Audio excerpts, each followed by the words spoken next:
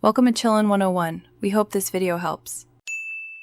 You begin by confirming prerequisites, Android Studio installed and a compatible JDK. Once done, open Android Studio and click New Project, select Empty Activity, and pick Java as the language. Make sure to choose an API level that matches your target devices. This controls available APIs and emulator choices. After project creation, Android Studio will sync Gradle and download SDK components automatically, so wait for build to finish before editing. This gets you into the IDE with a runnable Java app scaffold. You now configure and write app code. Open Activity Main.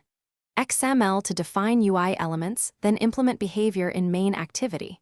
Java. Use view binding to avoid boilerplate or use find view by ID for quick tests. Next, check module build. Gradle to set min SDK version, target SDK version, and Java compatibility flags. Add libraries like Androix or retrofit as needed.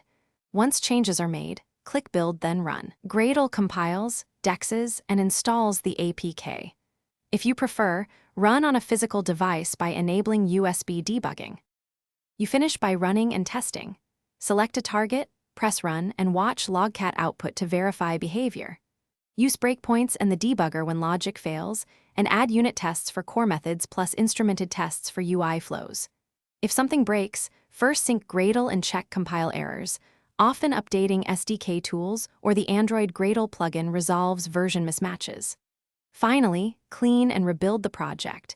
If problems persist, inspect stack traces and dependency conflicts to pinpoint the cause. Thanks for watching. Consider subscribing if we helped you.